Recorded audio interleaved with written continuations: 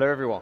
Hope you're enjoying the free lunch. As Steve says, nothing like a free lunch to pull in a good crowd. Thank you all for coming. Thank you for spending the time with us. So just to kind of go into some deeper introductions, and please bear with me for my voice. I did too many demos yesterday, I think. Some deeper introductions. For myself, I've been with AWS for about 9 months now, and I come from the post-production industry. I worked for one of the largest facilities in London before joining AWS. Think of me as the true believer. If anyone here knows me, they'll know that I've been talking about this stuff for years. So yeah, think of me as the true believer, the innovator, the guy that thinks the cloud is the future of post-production. With me is Adam Jakubowski, VP of Technical Operations at BBC Studios. Adam is one of our customers who is doing this for real, in the real world. So Adam is here to bring validity and credibility to what Tim and I are going to talk about, and bring some real world insights to what he's learned on his journey to the cloud. And then Tim Burton, Managing Director of 755. So again, Tim is an innovator and a champion for change in the industry. And he's here out, with his company 755. They're working with us on the AWS stand, showing how his company can help transform these creative workloads for his customers as well. So all of us work with creative workloads in the cloud. What we decided to do is bring all of our experiences together and frame them as kind of 6 talking points that we'll work through as part of the talk today. Think of them as kind of 6 guiding principles, if you like, for carrying out creative workloads in the cloud. Focusing on tech, but also the value, change, and the transformation that creative workloads can bring in the cloud as well. So let's start off with the first of those. So creativity is paramount, technology is secondary. For me, this is, as a technologist in this industry, this for me is my guiding principle. This is what helps me make decisions. This is as a technologist in this industry, I believe that what we do is provide the best possible platform for our creatives to do their work. So, Adam, if we can start us off, if you can describe the impact that working in the cloud has had on your teams. So working in the cloud, and specifically with editing the cloud, has brought immeasurable value to us. Firstly, as everyone went through during the pandemic, we needed to rapidly provision the ability for editors, creatives, content preparation teams to be able to still access their content, working remotely from home. So working very closely with Tim and their remote edit platform running on AWS allowed us to very quickly not only prove a concept, but actually get it into production. And very quickly we had 30, 40 users able to continue working, particularly in the sales and distribution side, where there's quick turnaround compliance, there's quick turnaround promos and trailers for our channels business. So it was immeasurable that people could continue working with minimal impact. Yes, they had to understand a new concept of accessing machines remotely, but as you say, the technology should and has become transparent. It doesn't matter whether it's running in the cloud or it could just be within one of our data centers, but it's given us the agility that we needed at the time. Well, one of the things early on, obviously you had to adapt very quickly, didn't we?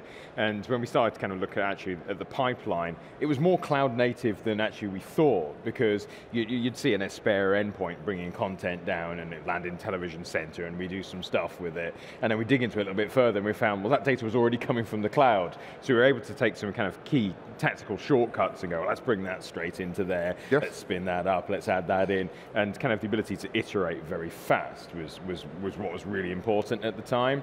And the guys who are bringing us challenges kind of on a daily basis of, right, we're bringing this team on, but they've got their data from here and the data's going there, how can we work in that space?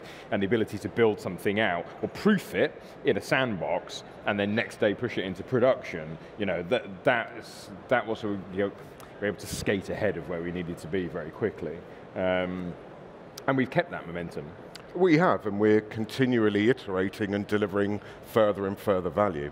So we now have teams that actually don't have physical office spaces anymore, and they work totally out of AWS and our cloud environments with not just editing, but all of the complementary services around it. Files in, files out, rendering. I also think that the people that have come out of the woodwork and kind of thanked us for delivering stuff, I've got kind of two people in mind, Jay Jackson and the guys out of the US. That was actually an office that, due to kind of changing I suppose commercial reasons, meant that actually that office could have been closed, basically. But we had this really skilled team around kind of media supply chain. So actually a lot of the BBC supply chain is run out of Miami, which you wouldn't think, right? But we were like, no user is actually local to the infrastructure. So the fact that they can deliver stuff, they've got an offset time zone, that was an amazing thing. And talking to the guys out at NAB, they're very appreciative. And the other person was Rachel, the building manager, whereas she used to have like 75 Predator stations, which were like desks that were tied specifically to edit use cases, and moving towards an infrastructure that could just be accessed over the corporate infrastructure. She's like, I've just gained 75 desks. Yep. And considering I've now got to fit like a gallon and a half pint pot, with the downsizing, she's like, that's a measurable value, So you didn't think you'd get thanked by the building manager for a technology change. No. And we moved at a similar time to the pandemic. We moved to more of a flexible working arrangement inside our offices. So as you say, there are no more fixed positions. People could work anywhere, provisioning either via our corporate Wi-Fi or plugged straight in and accessing the services remotely. I think it's fair. So look, so the slide is, creative is paramount. A lot of our effort went into ensuring that the creatives are getting a good user experience. Yeah. And that meant obviously working with the creatives, working with in-house IT systems and stuff like that, making sure everything's kind of fit for purpose. It wasn't a kind of a fire once thing. So, gathering the data, understanding that and improving that because ultimately if the creatives aren't getting a good experience, the pipeline can be as whizzy as you want, it just won't fly. Yeah, it has to be seamless or transparent. Technology, or as a technologist, we're here to deliver capabilities and services, and the users just want them to work. They don't really care where they're running from, to be honest. Absolutely. Okay, so let's move on to our second point now. So systems should be open and interoperable.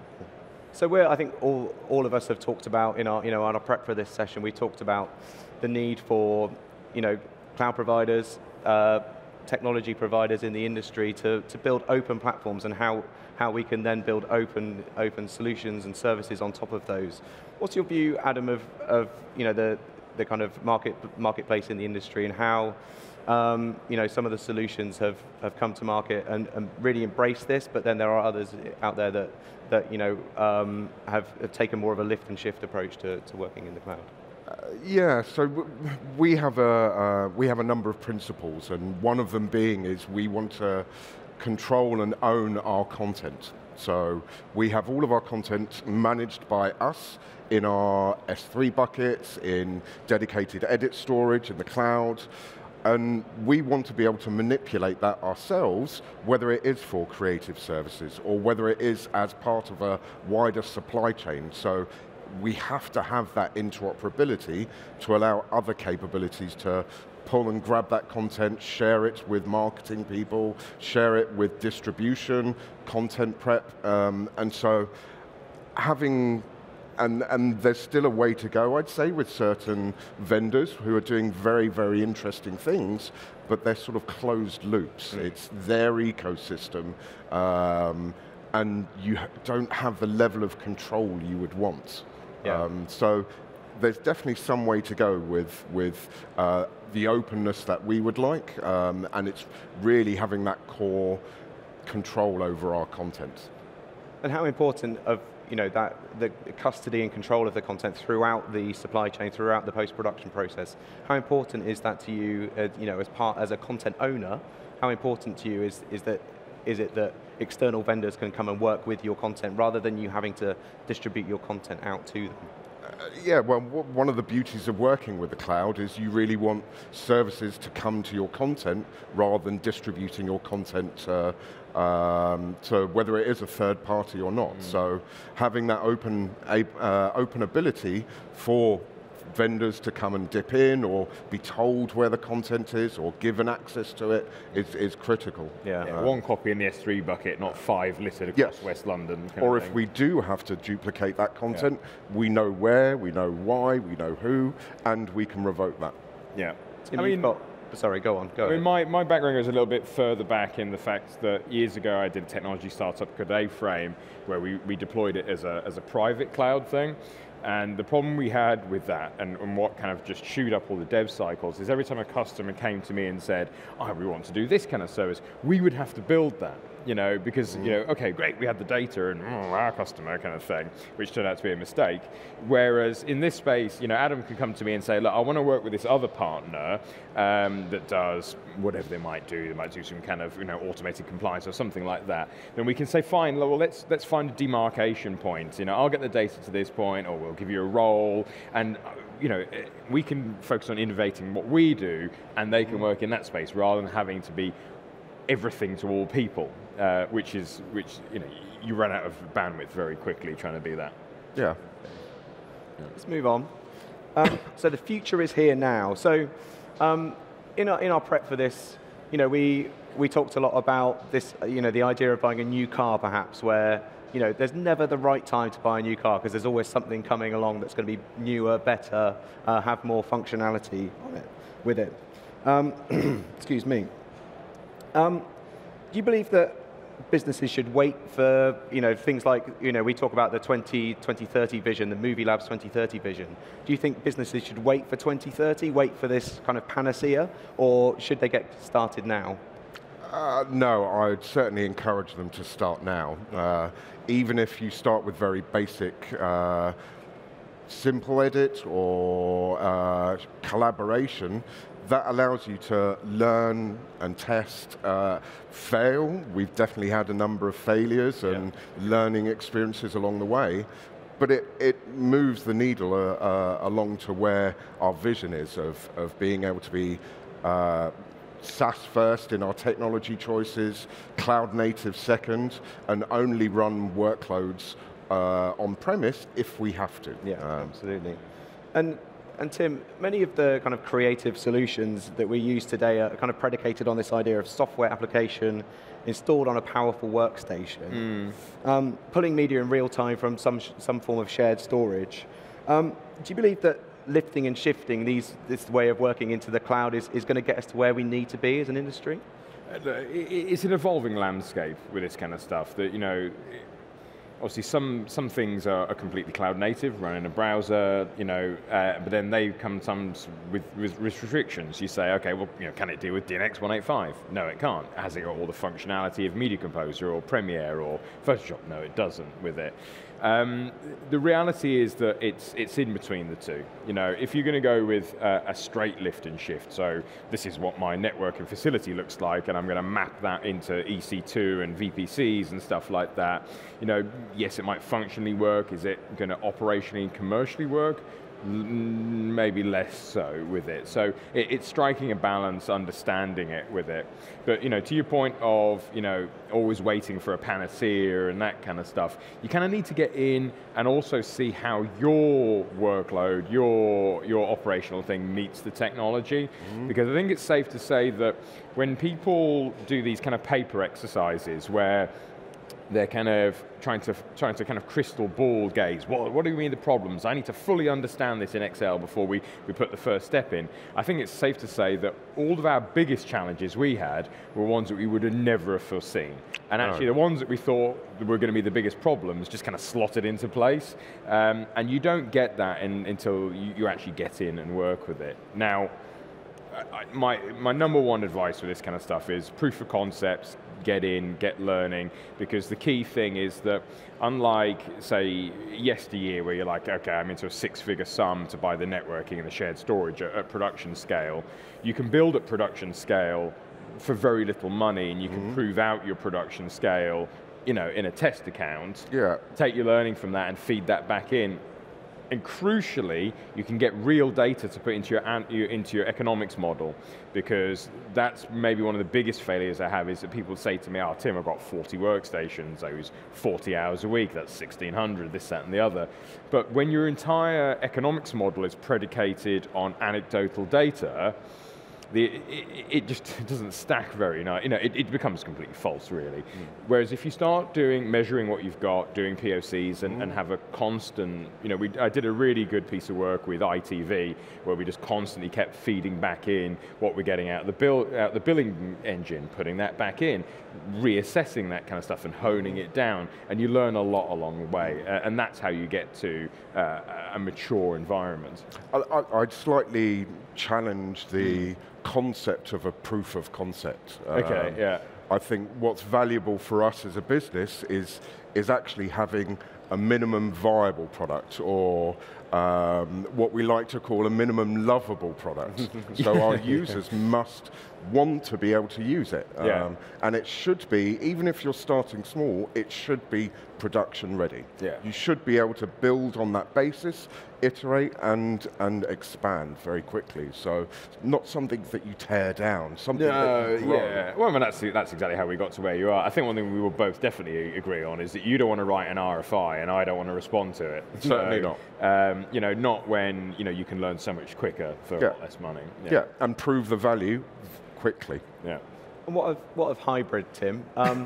It's often the starting point for a lot of customers in this space. What are your views of hybrid solutions, and how they can be a starting point, but also be a bridge to nowhere in some senses as well? I think you've really got to kind of critically look at why you're doing hybrid with it. And I've done plenty of hybrid systems. We've got hybrid systems delivered. The demarcations kind of shift with it. You've got to kind of understand why you're doing it. Now, if you're doing it because, oh well, I've got this Vantage license on-prem, so I'm going to pull data down just so I can make the most of that with it.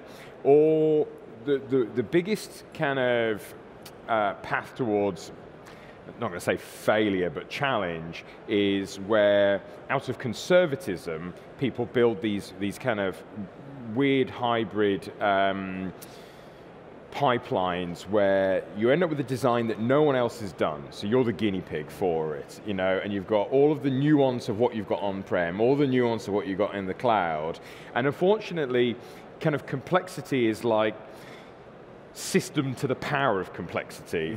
It doesn't just double, it squares, and it just gets bigger and bigger and bigger. So I'm a big advocate of kind of keep it simple, stupid. And when people come to me, I'd rather say to them, look, let's put 100% of 10, let's take 10% of your business, one team, and let's put them wholly cloud, rather than, take the entire business and put one element of that, through the cloud. Let's give one team a really good cloud-native experience, rather than putting some slightly kind of mediocre element with it. Because then you start getting, data up and down, waiting for stuff, having to deal with all those different elements to it. The level of complexity with trying to deal with potentially legacy networks on-premise, or competing bandwidth priorities as we have a very large office space, and sharing real-time video or sharing session information with our PC over IP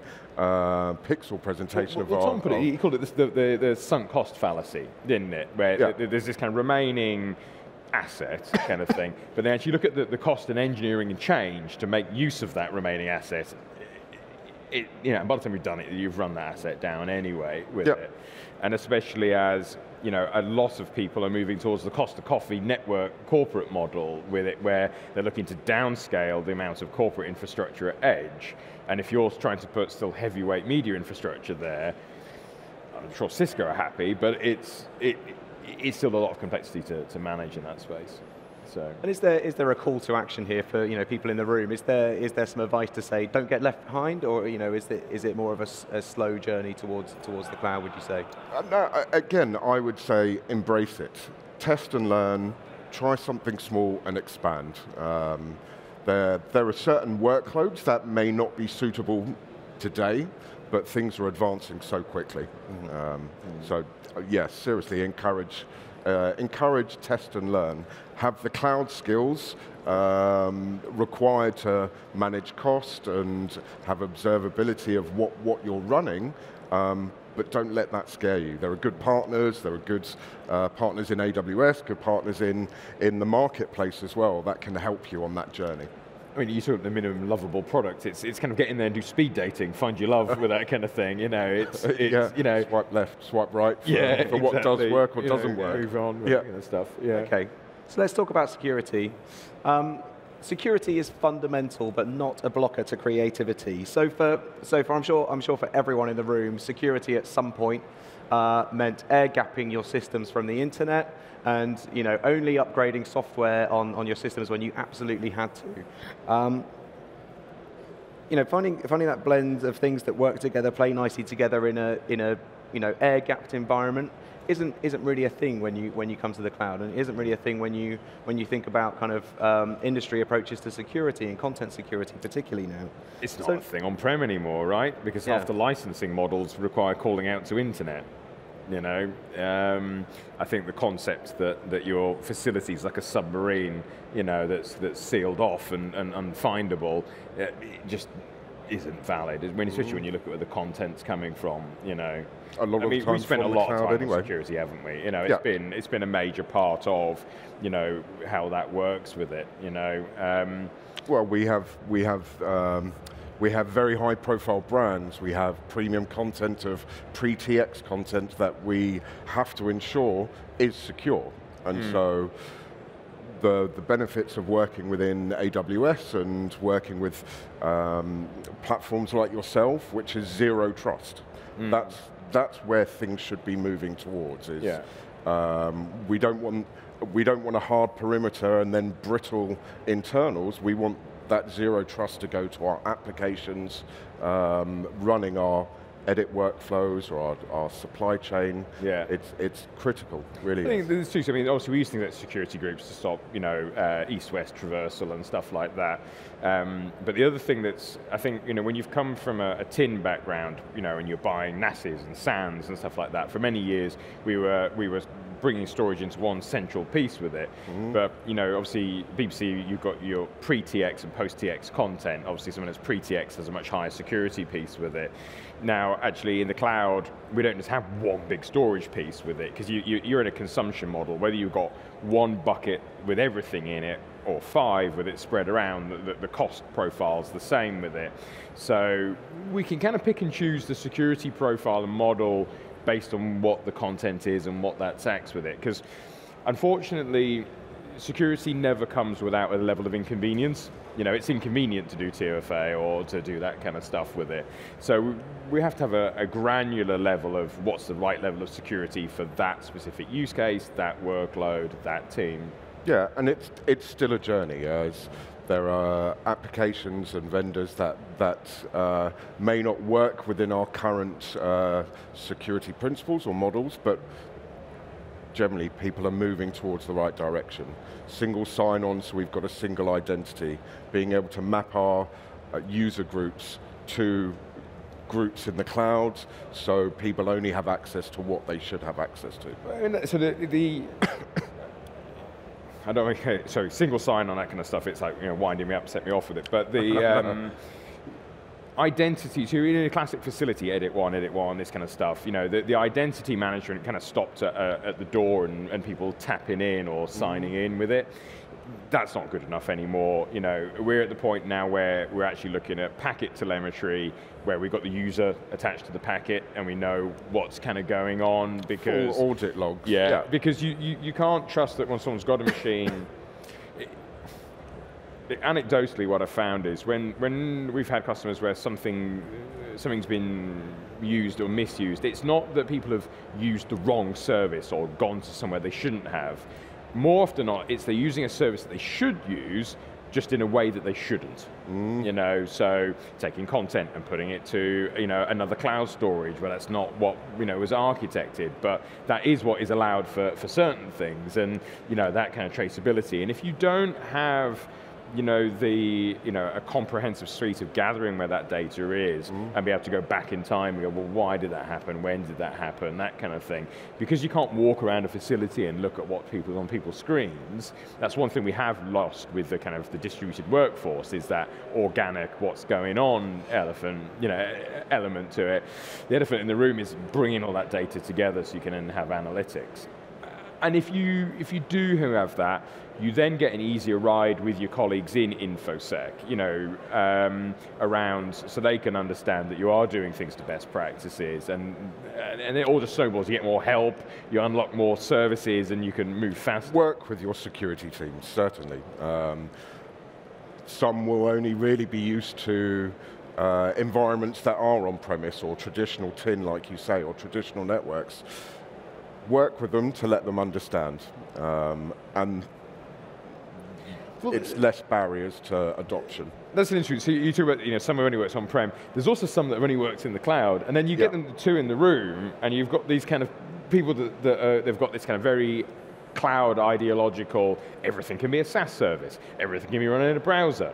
And then you've got people like, media special, it has to run on a Z800 or Z8, and it has to be, a big workstation, it has a fiber channel in the back of it, and it bringing the two sides together in a way where they can actually work together and not be at loggerheads. That's more of a challenge than I ever thought it would be. Yes, but if certainly. you can achieve it, and and start to see, get the kind of, let's say, the everything is SaaS guys to understand the nuance of what's going on in a broadcast chain, and getting the kind of, let's say, your round connector guys to kind of understand what can be unlocked in the cloud thing. Dave Travis calls it his North Star thing, doesn't he? With Sky, this concept of let's just get everyone looking in the same direction, and then life will get easier. So I'm stealing that. Sorry, Dave. Okay, let's move on to sustainability. So we talk a lot about sustainability at AWS, but other organizations have their own sustainability goals as well. I know at the BBC and within BBC Studios you have obligations around on-screen sustainability, but also off-screen sustainability. How do your technology choices reflect your sustainability goals? Well, again, some of our technology principles are, we are SaaS first. SaaS first, cloud native second, on-prem with all of the cooling and power that's associated with it is definitely at a must-do level only. And so we challenge our suppliers that they must provide us with detail around their sustainability goals and what they're working towards. A great thing of choosing a vendor like yourselves is ultimately we're able to schedule machines to spin up and spin down exactly how we want them, rather than having, like you say, the previous 75 Predator workstations that were always on. Let alone the storage and the SAN network and the tape library that used to sit there just waiting for requests to come back and forward. So again, the benefits of moving to the cloud and having intelligent operational capabilities to scale when you want or to scale back when you need to is part of our future. It has to be. I mean, you've got to gather real data on this. So I've got a few data points from various customers. One had a fully remotely accessed but in data center build with it. They were hitting low 50s utilization if you looked at business hours. So 40 hours a week. Yes, they go up, but if you averaged it out, they were at 50%. So basically, but they were switched on all the time. All the time. So so they were using twice the amount of power than they need to. But if you looked at it over a week, they were at 11% utilization. So that's kind of pretty horrific. Whereas, one thing we do track is what we call like scheduler efficiency. So for me, it's about keeping the AWS kind of taxi meter spinning as slowly as we can, and that comes down to only having instances on that are serving a user an actual user experience with it. And if we allow the automated scheduler to prefetch instances as it's needed, we tend to hit about 97% efficiency, which means that for every EC2 that's on, 97% of the time, it's serving pixels to a user and kind of value. Yeah, it's not sitting there beach-toweled waiting for someone. Yeah, that's it, not up and on. And if you do that, then the sustainability goals and your Schedule 3 and all that kind of stuff, starts to come to you from there. Yeah. Let alone, data center PUEs and all that kind of stuff. What of sustainability of the industry, our responsibility for the future of the industry, if you like? Does technology have a role to play in addressing things like the skills gap in the industry, allowing people from more diverse backgrounds to enter the industry, giving people accessibility to technology? How does the technology have a role to play in those kind of choices, do you think? Look, we all came from an era where you came into the industry, you were a runner, you made tea, you came in for the glamour and that kind of stuff with it, and we were misguided, right? The reality is now that it's much harder to, I've just been doing recruitment, from our side with it. Other industries are as attractive in other spaces with it. So kind of sustainability around, bringing people on, being able to offer, people who, not just people who live inside the M25 to be able to work for places. I mean, that's probably more important for the BBC as someone who has to be seen as a national entity, Well, for us, we're in BBC Studios, we're international. We have regional offices, and so I think that having systems that are globally accessible, running in AWS, means we can look at workforces across the globe and build workflows to suit if there are latency issues, if we need to tap into a market that has a greater talent pool that we maybe would never have been able to access. I think it's an enabler, certainly.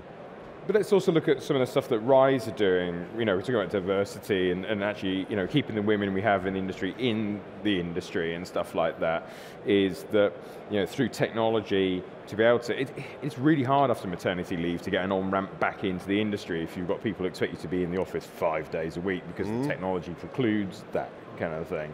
So it's not just about keeping not just about attracting the right people, it's about keeping the right people. Yeah. And it's not something as an industry we've always been amazing at. So as a technologist, if we can unlock a little bit of that and make it a bit easier, that's only a good thing. Flexible access to technology will assist with people not being able to come back to work for 5 days a week. Well, because obviously I see your metrics and stuff like that. What's amazed me is how many early risers there are and late workers there are. There are people who are on taking workstations at 5 a.m., And we almost have, if you look at the data, there's almost 2 days, isn't there? There's well, we have geographically dispersed people. Yeah. Freelance editors that are logging in from the Nordics, or there's one of our freelance editors that's actually shifted across to Singapore for a month. Yeah. And you can actually see the school pickup. Retain them. Yeah, and you can see the school pickup in the data, literally. Yep. And then it comes on, and then people come back, and then work a little bit later and stuff like that, which I find fascinating. Don't condone people to work longer hours, but it gives them the flexibility to work how they want to work around their home life, as it were. So final point, and this is a kind of a mindset change or a culture change for the industry. What we often encourage people to do, or we encourage our customers to do when they talk to us about post-production in the cloud, is think in terms of projects and not facilities. So the industry has spent many years building a brick and mortar facility with a number of edit suites in it, which is built for the peak capacity that you need, you think you need. How do we go about making that cultural change of deploying an environment for a project rather than deploying a facility that we put projects into? How does that culture change? How does that mindset change happen in the industry? I think it's embracing the idea of scale and least provisioning, but having the ability to spin up very quickly, I think. We're looking to expand our current capabilities to offer the same services to other parts of the business or to other regions, rather than for a a campaign having to buy another 5, 6 workstations just to deliver this marketing campaign, as it were, for a new premium content title or the new Doctor Who, as it were, we can just spin up more machines very easily. We have templates of machines that are geared towards graphics workflows or towards standard editing workflows, and scaling that up is literally a click of a button. I mean, a few minutes later, we've got a provision of a fleet of workstations. And I've seen this with you guys, you know, I've seen this with other kind of broadcasters we work with. For me, it's interesting to watch confidence grow in the operational teams. So I'm thinking back, you know, when Gabby was still with you guys, and we had the fast channel stuff and the BrickBox stuff and that kind of thing, is that, you know, she had, you know, when this workload came in to work with the new endpoints, a new revenue stream, because she understood that the cloud could adapt very quickly, and also because she was already in the cloud, she already had like a cost model that could be extrapolated.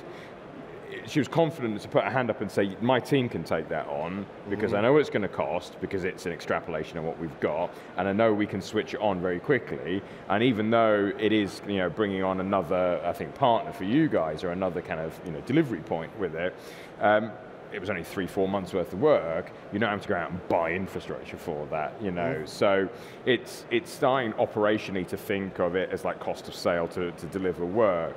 But the fact that, you know, Gabby, independently of, say, talking to the technologists, had the confidence to say, I know we can take that on, because I understand how we scale, essentially.